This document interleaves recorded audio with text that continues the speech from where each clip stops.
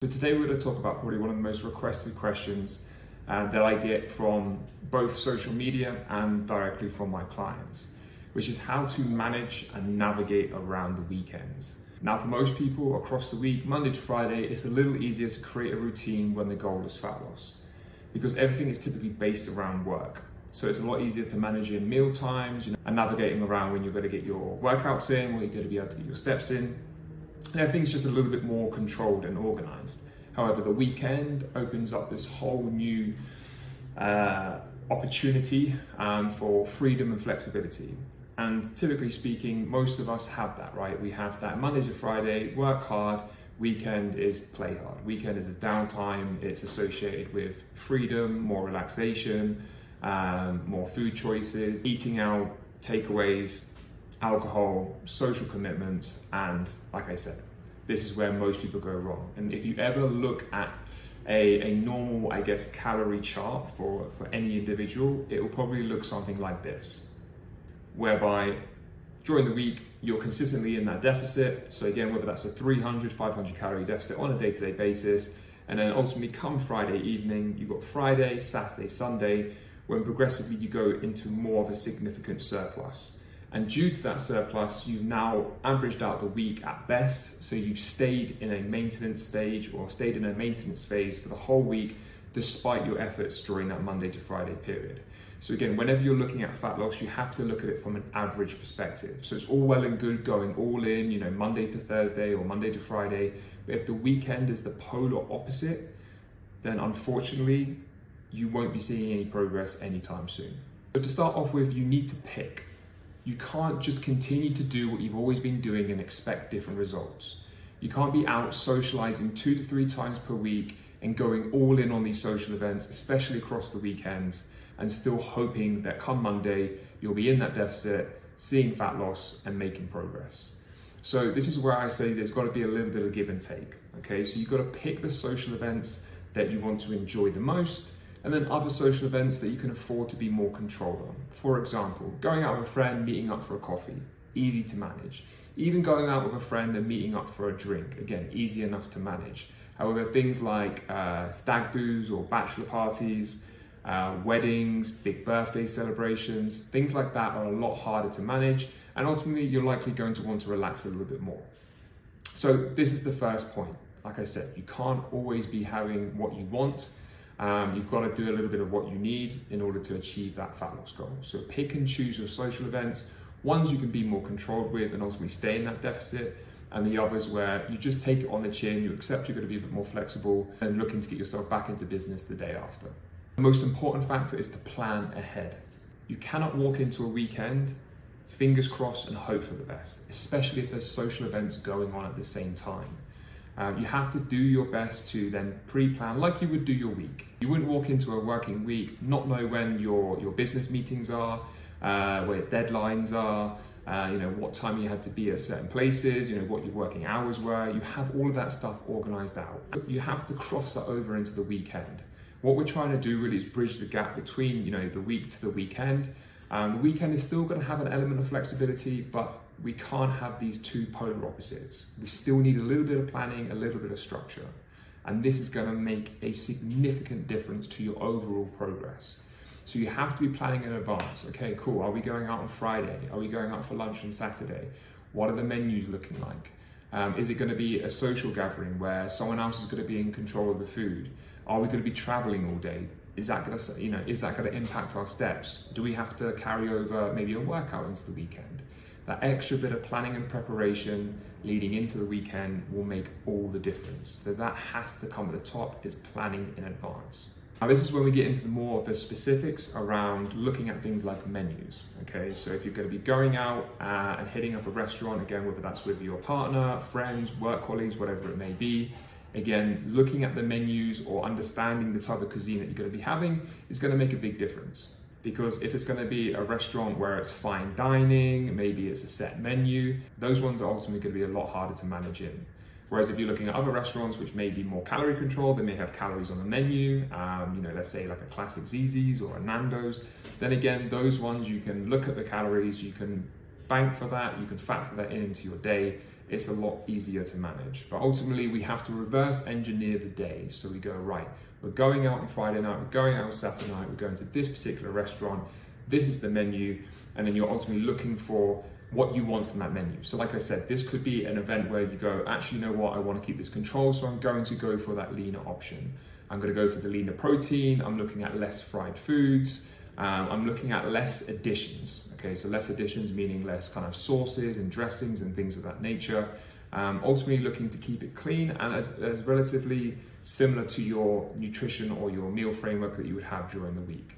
Which means you still get to go out, someone else is still cooking for you, you're there for the social aspect, but the meal itself, again, is going to be more geared towards what you need and maybe not so much what you would typically choose. Again, this is about changing habits, this is about give and take, because the following weekend may be a social event coming up where you actually want to relax a little bit more. It is a fine dining restaurant, it is a 5-set course meal, and you want to enjoy it.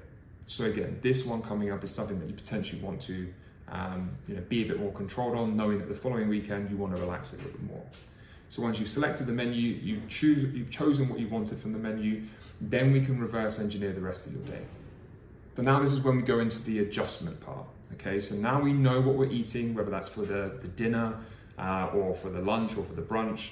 Now we can adjust the rest of the day. Again, you cannot do this on the day itself, or it's going to be very difficult to do so. And that's why you need to be planning this in advance. If you've already eaten your lunch and your breakfast, and then all of a sudden you're going out for dinner that night, your calories are gone. So there's no way of you being able to adjust that.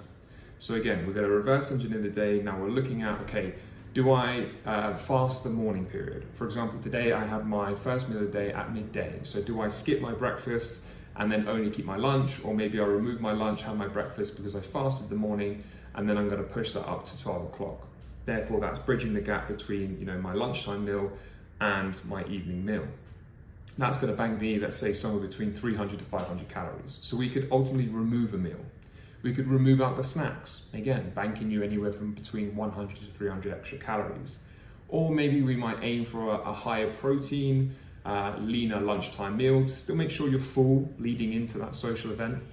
But again, just ultimately looking to bank some calories. Now, what you have to understand is it's never going to be perfect. You're never going to be able to know exactly the calories you're going to be consuming in that evening, and therefore you're not going to be able to align it perfectly, and that's okay. This is just simply about creating awareness and you being more mindful. And it's going to give you a little bit more breathing space, giving you the best of both worlds, essentially. But you're still making wise choices when you're eating out, you're adjusting for the day. That's the best that you can do.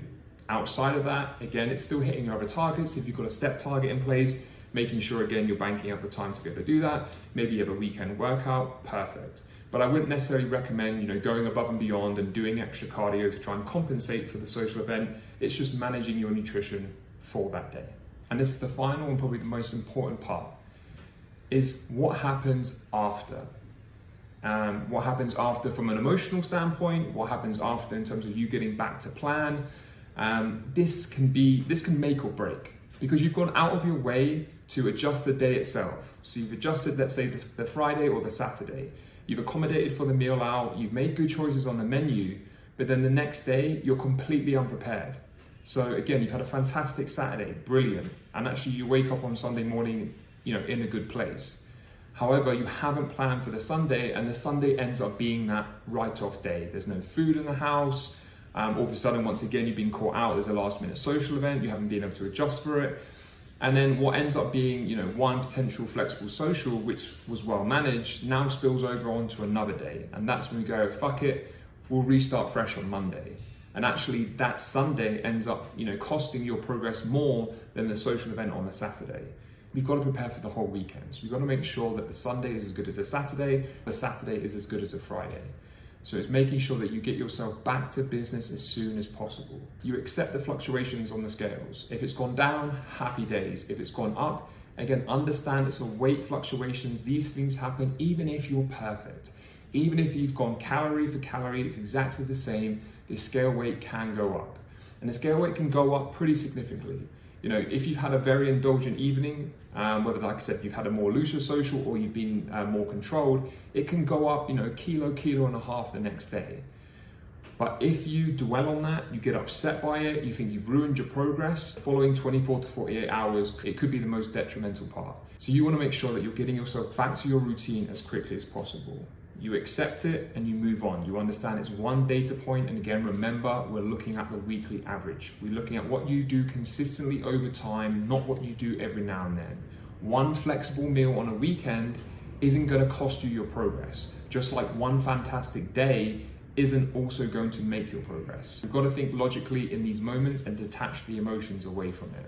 So you weigh yourself in, you find where you're at. It's like the equivalent of checking your bank balance. Let's say you end up being more flexible when you have a busy night out.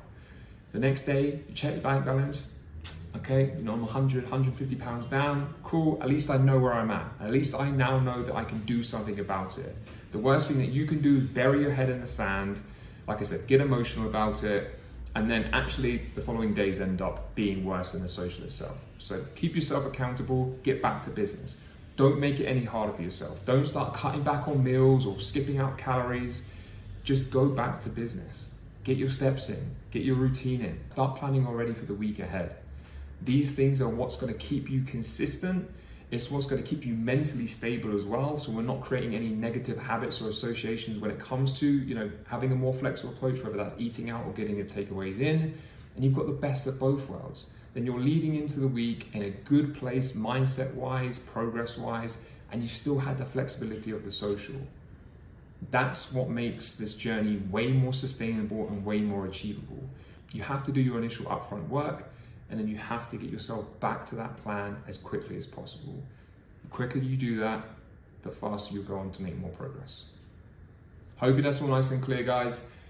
Again, any questions, drop them in the comment section below. If you're not already following me on Instagram, again, it's @TakeActionFitness, so go follow me over there for day-to-day tips. But otherwise, have a good one and speak to you soon.